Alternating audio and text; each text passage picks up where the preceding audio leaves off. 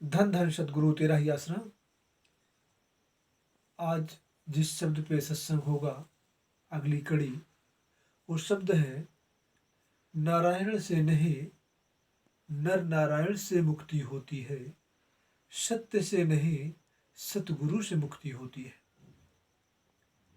तो जो सत्संग में आया ये शब्द, नारायण से नहीं नर नारायण से मुक्ति होती है, तो मतलब ये कि कुल मालिक परमपिता परमेश्वर भगवान राम, अल्लाह, गॉड, खुदा, रब, जो मर्जी नाम दे लो, वो मालिक एक था, एक है और एक ही रहेगा।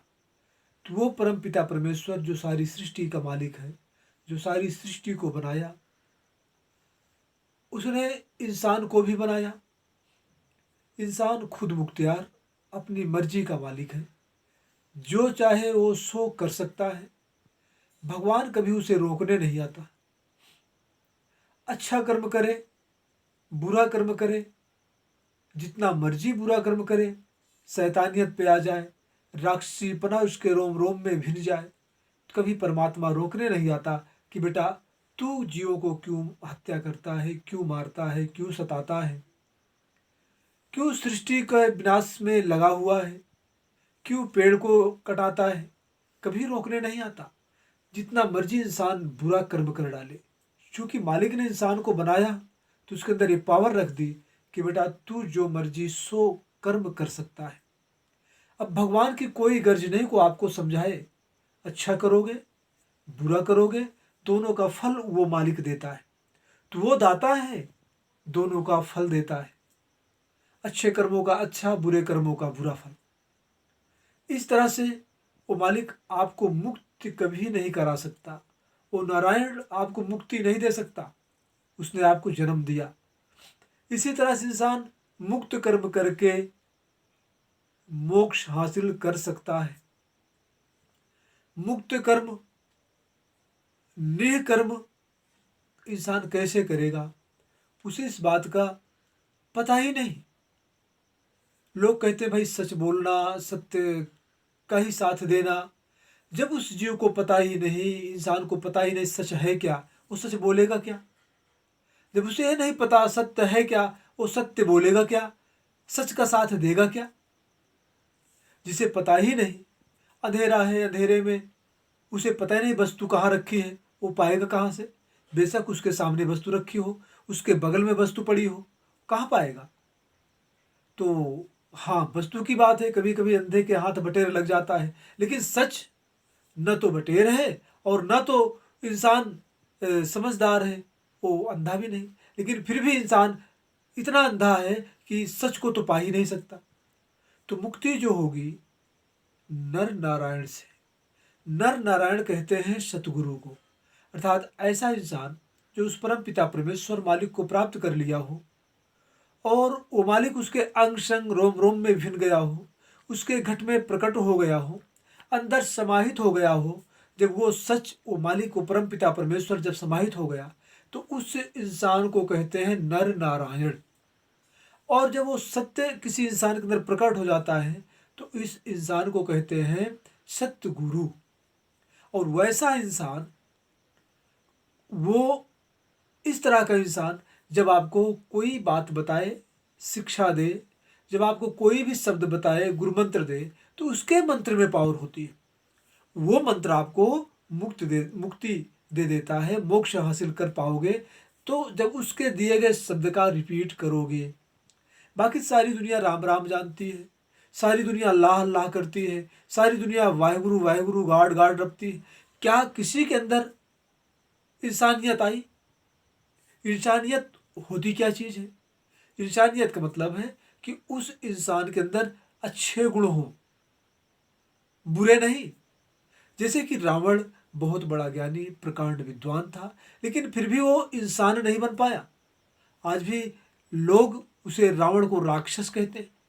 वो बात अलग कि कुछ लोग कहते हैं कि भाई रावण की पूजा फला जगह फला देश में होती है, फला जगह होती है, भारत में भी कई कई जगह होती है। तो भाई वो रावण की बात छोड़ दो, यहाँ पे तो भूत प्रेत भी लोग पूछते हैं। भूत प्रेत, डाइन चुड़ैल इत्यादि उसकी भी तो पूजा लोग करते हैं। तो पूजा की बात छोड़ो, क्या किसी ने अपने बच्चे का नाम रावण रखा? नहीं रखा। क्योंकि वो ज्ञानी होते हुए भी, प्रकांड विद्वान होते हुए भी वो बुरा कर्म किया, व्यभिचार किया और जीवों को सताया, ऋषि मुनियों को सताया और देवी देवताओं को तंग किया, परेशान किया और सबको अपने कब्जे में किया। तो इस तरह से कोई भी इंसान जितना बड़ा मर्जी ज्ञानी बन जाए, वो तो लेकिन ज्ञानी था।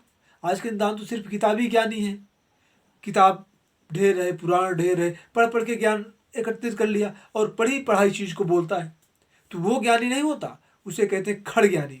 जिसे कुछ भी ना जानकारी हो, जो पढ़ पढ़ के बोले, वो खड़ ज्ञानी होता है।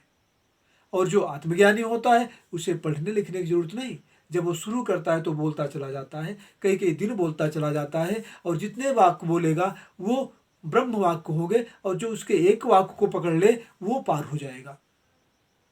इस तरह से भाई मुक्ति सिर्फ अगर होनी है तो नर नारायण से आपको ऐसे इंसान के शरण में जाना होगा जो परमपिता परमेश्वर से मिल गया है और एक हो गया है। जब आप उसकी शरण में जाओगे तब आप मुक्त हो जाओगे और उसी को कहते हैं सतगुरु।